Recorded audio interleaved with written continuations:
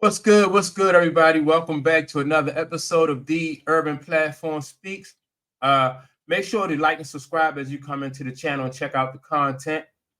And with that being said, man, I want to talk about LeBron James and the Lakers organization or franchise, right? Excuse me, because I was talking to a friend of mine recently, and we was discussing like how did the Lakers as a franchise find themselves in this position that they in with LeBron James? Like because to me and to a lot of people it just seems like the organization is turned into like a sideshow. And I say that because of like a lot because of all of the drama and all of the controversy that surrounds LeBron James. Like and everything that like surrounds LeBron James and everything that LeBron James has brought to the table. I couldn't see this happening to especially a organization like the Lakers. I couldn't see this happening to an organization, back in the day without them stepping in and putting a halt to it. I remember like Kevin Durant even said himself that like he some years ago he wouldn't want to even play with LeBron James because of the attention and the circus that surrounds LeBron James and everything that came with LeBron James, right? So and it's different for a player to feel like that than an organization. It seems like the organization would be able to like separate the two because a lot of people, everybody admit that like when Michael Jordan was playing with the Bulls, there was a like it was almost like traveling with a rock star. Like Mike drew a lot of attention and but it didn't really affect the way the organization looked. You separated the two. Um, and also, some of some of the antics that Mike did, I guess because it was a different time, a lot of things that Mike did didn't come to the forefront. But now, like the Lakers have like it seemed like they have aligned themselves, or even in some cases, like participated in some of the and some of the antics that come up along with LeBron. They've been going along with it. And for instance, I want to start with like the fact that like LeBron being able to orchestrate the draft of his son, right? I don't think that that Michael Jordan it had even occurred to Michael Jordan to get his son drafted because everybody knew that neither one of Michael Jordan's sons was even qualified.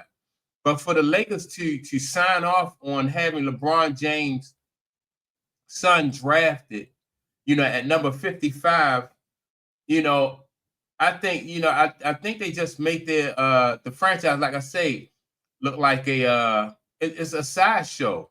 And there's a lot of questionable decisions and a lot of questionable moves that surround like the relationship between LeBron James and the Lakers organization. Like this bubble championship, right? People really don't really take that serious, like the bubble championship, because you didn't like all the teams that were, everybody wasn't like represented to their full force because I had players that didn't want to participate. And then it was a whole different structure set up differently from what people was used to. So people really don't take that bubble championship all that serious. Then you have the situation with like the mid-season championship or the mid-season tournament, right? People didn't really take that serious. Like during the mid-season, it didn't seem like there was a lot of incentive for players really to take that serious. It just seemed gimmicky. The Lakers did win the mid-season tournament.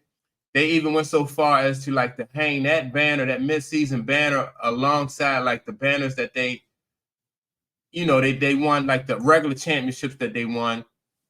And so people really, they didn't really take all that serious. The fact that LeBron James have had the scoring title. It's just so much stuff surrounding LeBron James, and it just seems like the Laker organization is just trying to reach instead of trying to win championships.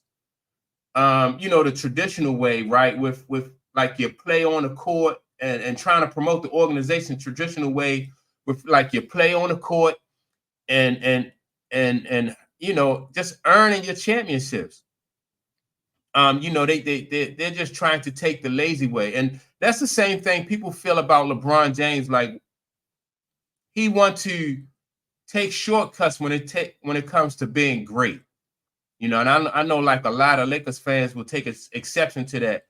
But the way LeBron has gone about being great is totally different from the way other basketball players have gone about being great. And you can, take Michael Jordan out of that. You know what I mean? Like when it comes to like when you think about like the way that Magic Johnson went about being great, it's different. When you think about the way that Larry Bird went about being great, it's all different. They let that play on the court determine their greatness. They didn't get too much into stats. Only stats that they were worried about was like wins and losses and championships. That's what Larry Bird, Magic Johnson, Kobe Bryant was concerned with. Tim Duncan, like they didn't get caught up into this, like scoring titles, and a lot of the stuff that LeBron is doing. To me, it just seems like he's trying to take shortcuts to get there. Moving from one team to another. Like it's just I think he ruined his chance, in my opinion, to be a GOAT, to be the GOAT.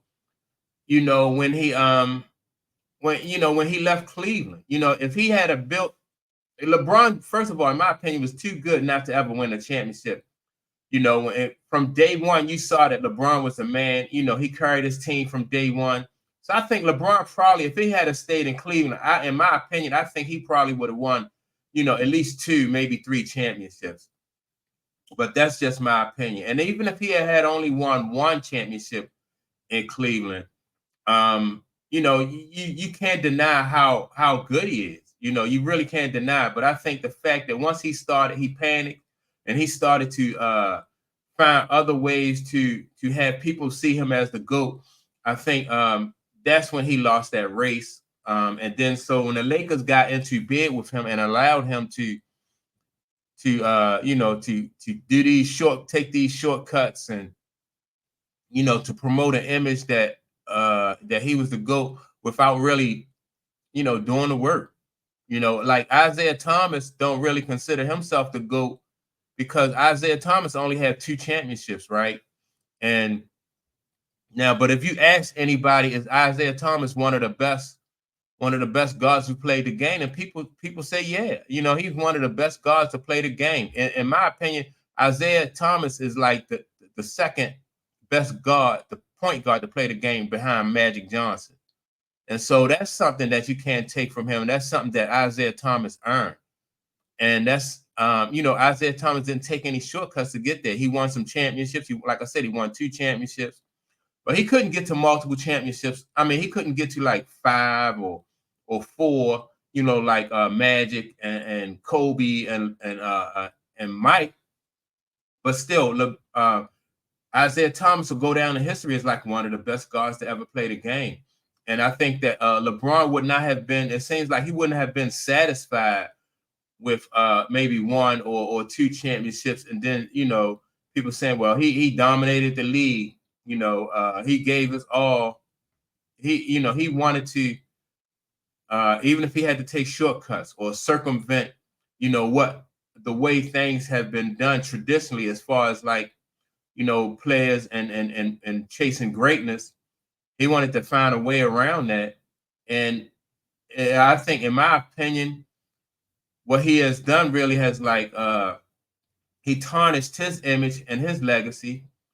And the Lakers, I think their team has been tarnished because they allow LeBron to do this, on their watch. So that's why the Lakers are a sideshow, in my opinion.